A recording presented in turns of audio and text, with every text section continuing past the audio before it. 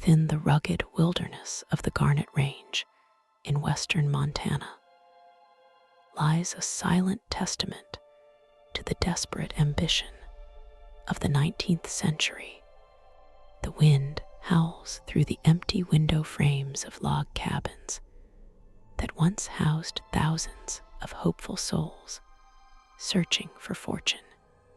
This is Garnet Ghost Town, and it stands as one of the most well-preserved remnants of the gold rush era in the American West. But preservation here does not mean peace, because the spirits of the past refuse to leave their frozen sanctuary. The silence of the mountains is often broken by sounds that simply should not exist in a deserted settlement. Visitors report hearing the distinct melody of a piano playing from within the locked doors of the old saloon. The history of this isolated mining camp is written in the weathered timber of its remaining structures and the cold, hard ground beneath them.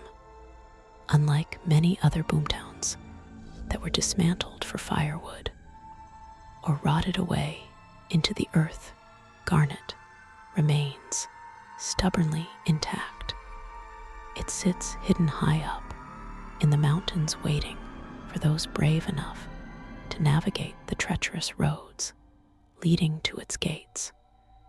The town was born from the frantic desire for gold and silver that gripped the nation during the late 19th century.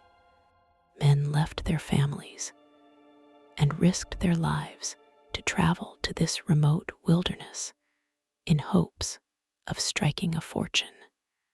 They brought with them their vices and their violence and their desperate need for survival in an unforgiving landscape. Winter in the Garnet Range is a brutal and unforgiving season that tests the limits of human endurance and sanity. When the heavy snows began to fall in the late autumn, the town became effectively cut off from the rest of the world. The miners and their families were trapped in a frozen prison of white silence for months on end. The isolation gnawed at their minds as supplies dwindled, and the temperature plummeted far below 0 degrees. It was during these long, dark months that the true horror of life in Garnet revealed itself. Cabin fever set in, and the tight-knit community often fractured under the immense pressure of confinement and the looming threat of starvation. The heart of social life in Garnet was undoubtedly Kelly's Saloon, which stood as a beacon of warmth and noise against the freezing night. It was here that the miners gathered to drink away their sorrows and gamble their hard-earned dust on a turn of the cards. The saloon was a place of raucous laughter and piano music, and the smell of stale beer and tobacco smoke. But it was also a place of violence, where arguments over claims or cards were settled with fists and sometimes revolvers. The energy of those intense nights seems to have imprinted itself onto the very walls of the building. Even today, when the town is empty, the sound of a party can sometimes be heard drifting on the wind. Robert Kelly was the owner of the saloon, and he was a man who knew how to keep the whiskey flowing and the piano playing. He understood that in a place like Garnet, distraction was the most valuable commodity he could sell to the miners. The piano that sat in the corner of the saloon was the source of the only joy many of these men experienced. It was played by anyone who knew a tune, and the music served as a temporary escape from the darkness. Legend says that the energy poured into that instrument was so powerful that it never truly stopped playing. Witnesses claim that on the coldest winter nights, the piano resumes its melody for an audience of invisible specters. The spirits that inhabit Garnet are not limited to the boisterous patrons of the saloon, but also include the quiet sufferers of the town. The J.K. Wells Hotel was a grand structure for its time, and it hosted dignitaries and travelers passing through the mountains. But behind its impressive facade lay small, cramped rooms where people shivered through the nights.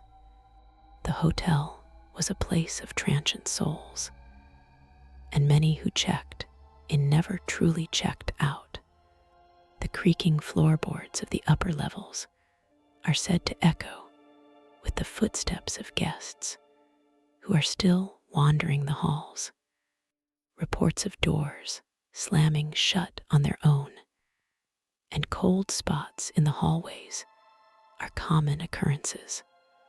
One of the most chilling aspects of the haunting in Garnet is the sensation of being watched that pervades the entire town.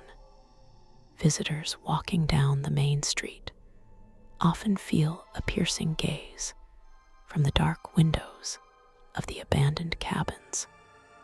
It is a feeling of intrusion, as if the living are trespassing on a private gathering of the dead. The shadows in Garnet seem to have a life of their own, stretching and twisting in unnatural ways. Photographers often find anomalies in their images, such as unexplained orbs of light or shadowy figures standing in doorways. The town seems to be caught in a loop of time where the past and present bleed together. The winter of one particular year stands out in the dark history of Garnet as a time of exceptional tragedy and suffering. The snow fell so heavily that it buried the cabins up to their rooflines and extinguished all light from the outside world. Tunnel systems were dug through the snowdrifts just to allow residents to move from one building to another. In this claustrophobic labyrinth of ice and darkness, disease began to spread rapidly among the weakened population. Scarlet fever and influenza took the lives of many children, and the frozen ground made burial impossible. The bodies were stored in the cold sheds, waiting for the spring thaw, while the grieving parents went mad. Frank Davy was a prominent figure in Garnet who ran the general store and served as the postmaster during the boom years. He was a man of business who watched the town grow from a camp into a bustling community of thousands, but he also watched it decline as the gold ran out, and the fire of 1912 destroyed much of the commercial district. Davy stayed in Garnet long after most had left, and he became a guardian of the dying town. Some believe that his spirit still remains in the general store, watching over his inventory and his town. Visitors have reported seeing an old man in period clothing standing behind the counter before vanishing. The fire of 1912 was a catastrophic event that marked the beginning of the end for the thriving community of Garnet. It started in the commercial district and swept through the wooden structures with terrifying speed and intensity. The bucket brigades were useless against the inferno that consumed hotels and saloons and stores in a matter of hours. The fire left a scar on the town that accelerated the exodus of its residents, who were already weary of the diminishing gold returns. The panic and fear of that night seemed to resonate in the charred remains of the buildings that were never rebuilt. The smell of smoke is sometimes reported by visitors, even when there are no fires burning for miles.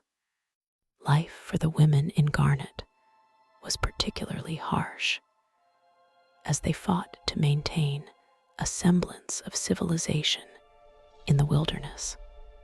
They scrubbed laundry in boiling water and cooked meals on wood stoves while trying to keep their children alive. The mortality rate for infants was heartbreakingly high, and the tiny graves in the cemetery tell a sad story. The grief of these mothers is a heavy energy that hangs over the residential areas of the ghost town.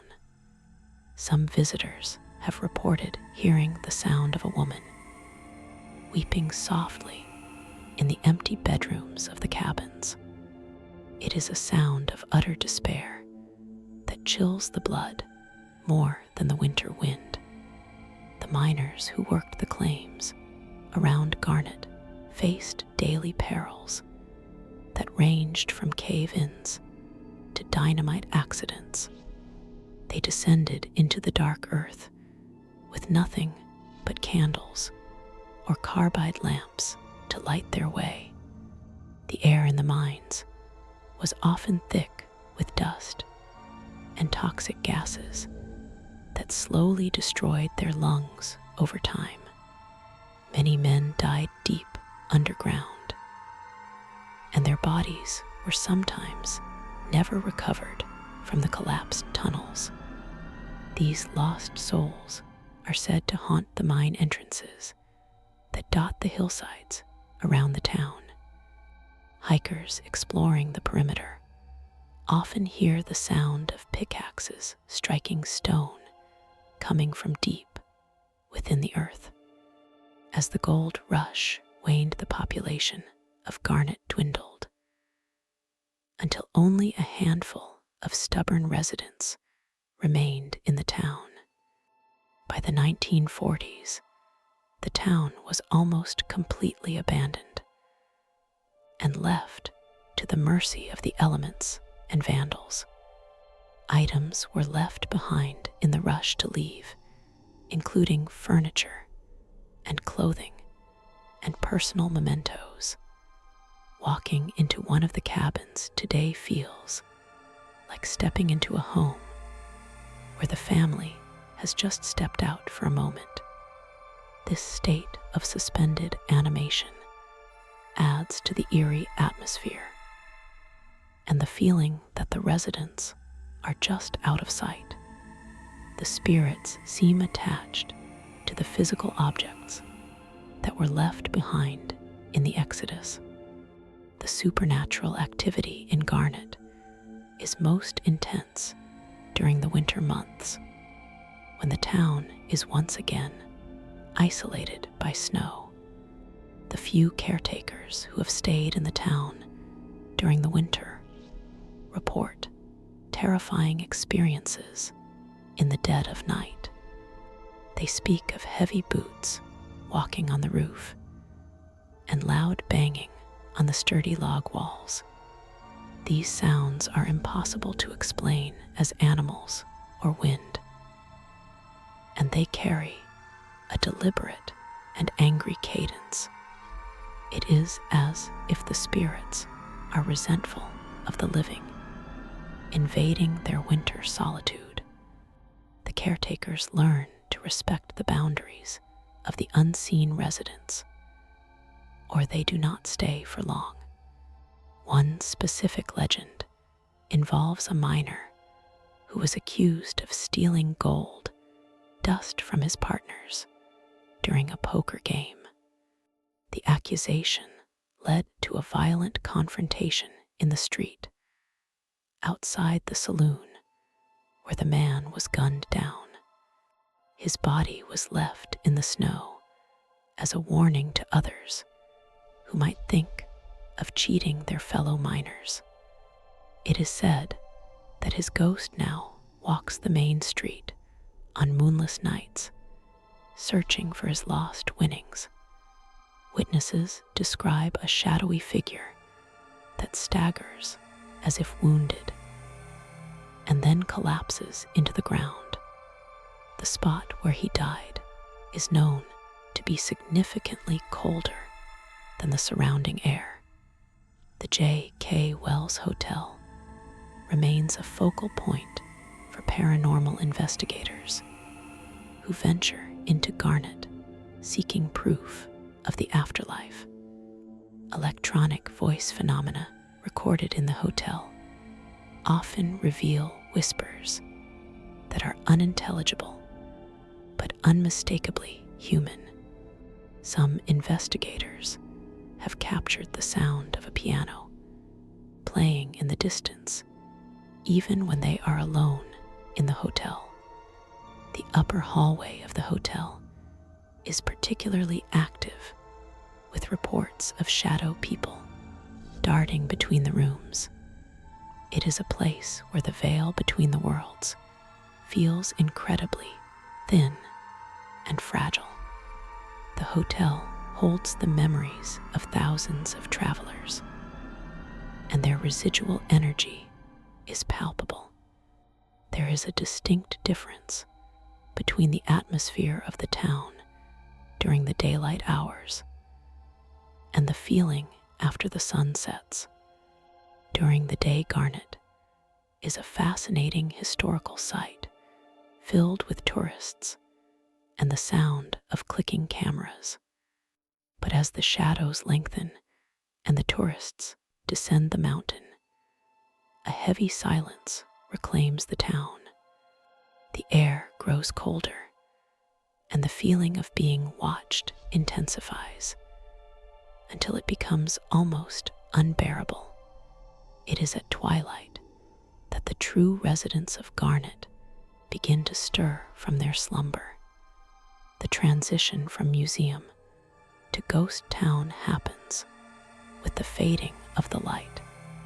The preservation efforts in Garnet have been careful to arrest the decay without erasing the history of the structures. This state of arrested decay means that the town looks much as it did when the last residents walked away. This visual fidelity helps to fuel the hauntings, as the environment remains familiar to the spirits.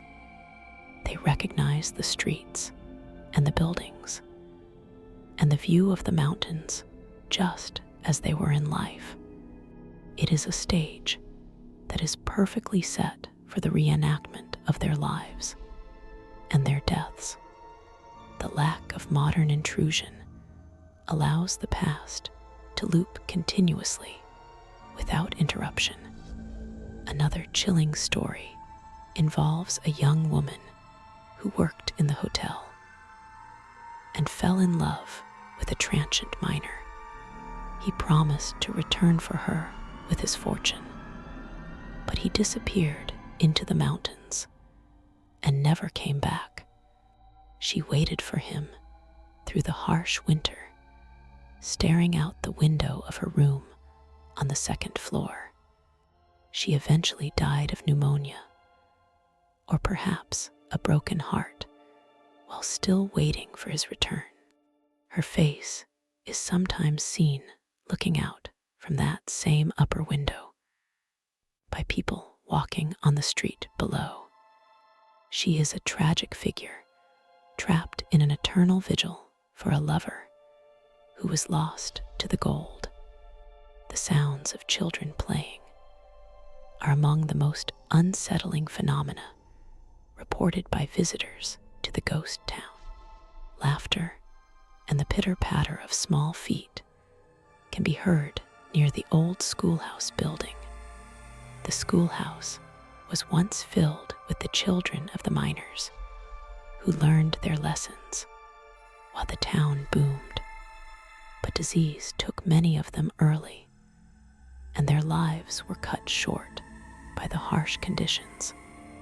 Their spirits seemed to linger in the place where they learned and played together. It is a bittersweet haunting that combines the innocence of youth with the tragedy of premature death. The sheer isolation of Garnet plays a significant role in the psychological impact of the ghost stories. Being miles away from the nearest paved road and modern civilization creates a vulnerability in the visitor. There is no cell service and no electricity and no help if something were to go wrong.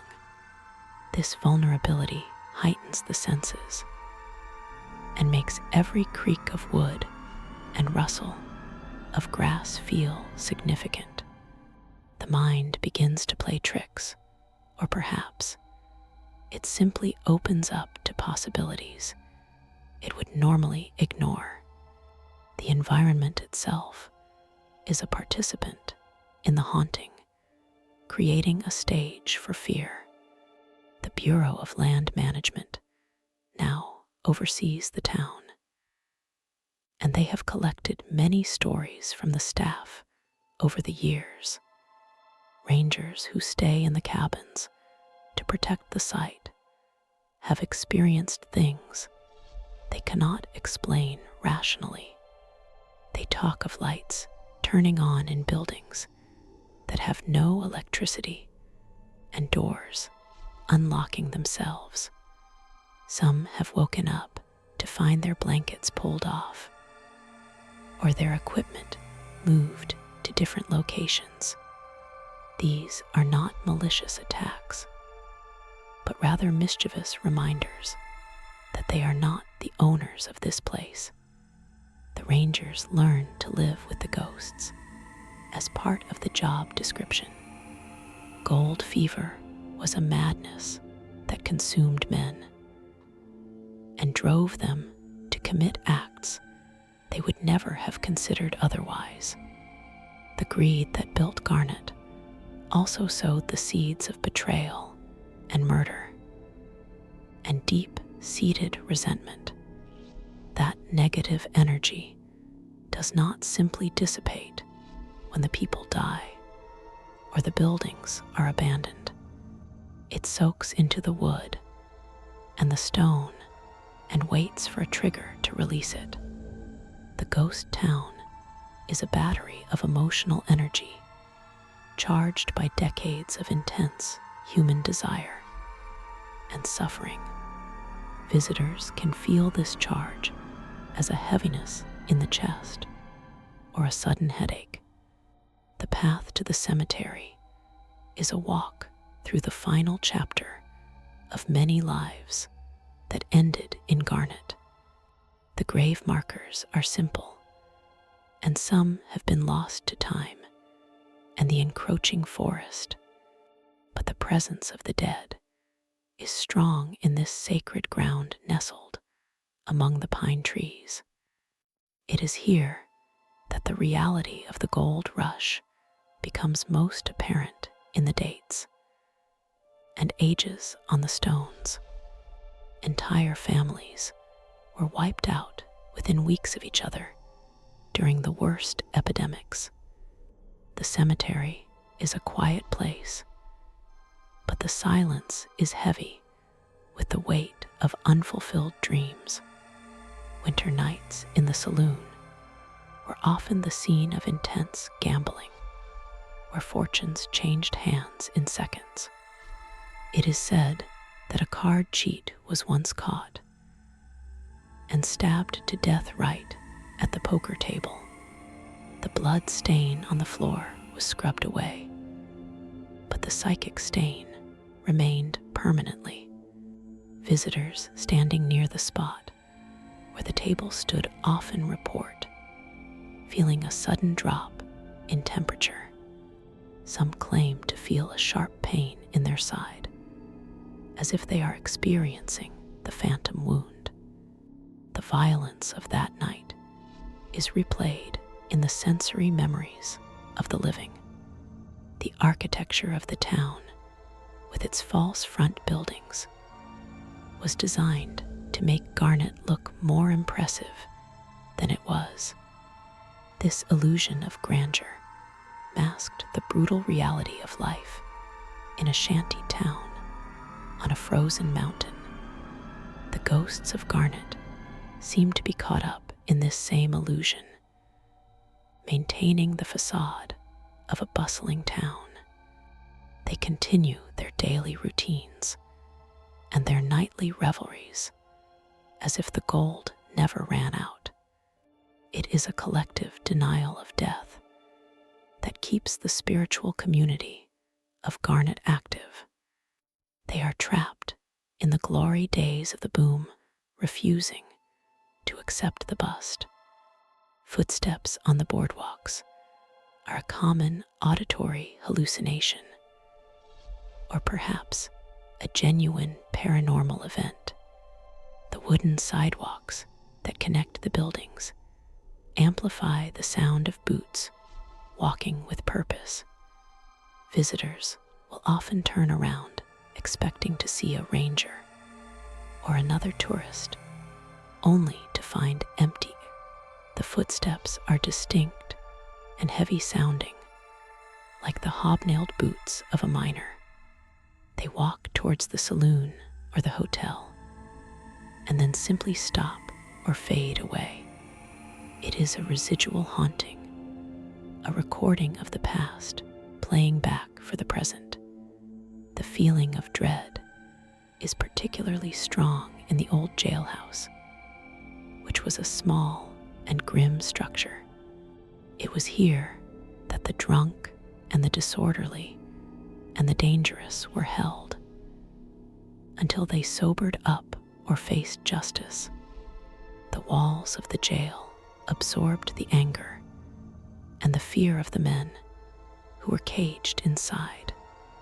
Visitors who step into the small cell often feel an overwhelming urge to leave immediately. The air is stagnant and oppressive, carrying the emotional weight of confinement. It is one of the few places in Garnet that feels genuinely malevolent. As the sun dips below the horizon, the mountains cast long shadows that seem to reach out and swallow the town. The transition into night is rapid, and total leaving the town in absolute darkness under the stars. This is when the imagination runs wild, and the brain tries to make sense of the visual noise. But in Garnet, the shapes in the dark are not always products of the imagination. The town comes alive in the dark in a way that is both fascinating and terrifying. It is a world that belongs to the dead, and the living are merely guests. The legend of the Midnight Watchman is a story told by those who have spent the night near the town. They claim to see a lantern bobbing in the darkness, moving between the buildings, as if checking the locks. The light is pale and flickers like a flame, rather than the steady beam of a flashlight. It moves with a steady rhythm, patrolling the streets of the silent town until dawn approaches. No one knows who the watchman is, but he seems to be protecting the town from vandals. He is the eternal guardian of Garnet, keeping watch over the frozen spirits. The presence of the supernatural in Garnet serves as a reminder of the human cost of the gold rush. Behind the romanticized stories of wealth and adventure lies a history of pain and loss and death. The ghosts are the lingering echo of that history, refusing to let the world forget what happened here. They are the witnesses to the harsh reality of the American dream in the Western frontier. To visit Garnet is to step into their world and to acknowledge their existence. It is a journey into the past that leaves a mark on the soul. Even the wildlife in the area seems to avoid the town center during the darkest hours of the night. Deer and elk that are common in the surrounding forest rarely venture onto the main street after dark. It is as if they sense the presence of something unnatural and instinctively keep their distance. The silence of the animals adds to the unnatural quiet that blankets the town. The only sounds are the wind and the settling of the old buildings and the whispers of the dead. Nature itself seems to respect the boundaries of the ghost town. The interior of the Kelly Saloon is remarkably preserved, with the original bar still standing in place. Standing at that bar, it is easy to imagine the rough men who leaned there with whiskey in hand. The mirror behind the bar reflects the empty room, but some say it reflects things that are not there. Fleeting glimpses of faces and figures have been reported in the dusty glass of the mirror. It is a portal to the past, offering a distorted view of the saloon as it once was. The mirror holds the images of 1,000 nights of revelry. The mystery of Garnet is not just in what is seen or heard, but in what is felt by the heart. It is a feeling of profound sadness mixed with a strange sense of nostalgia for a time never known. The town pulls at the emotions of the visitor, creating a connection that is difficult to break. Many people feel a compulsion to return to Garnet, drawn back by the spirits or the history. It is a place that gets under the skin and haunts the memory long after leaving. The frozen spirits of the gold rush have a way of claiming new souls. As you leave Garnet and descend the winding road back to civilization, the feeling of heavy observation slowly lifts. The tension in the shoulders releases, and the air seems to become lighter and easier to breathe. But the memory of the cold wind and the empty windows and the silent streets remains. You carry a piece of the ghost town with you, a lingering dread that whispers in your mind. You know that back up in the mountains, the piano is still playing for an empty room, and the frozen spirits of Garnet are waiting for the next winter storm.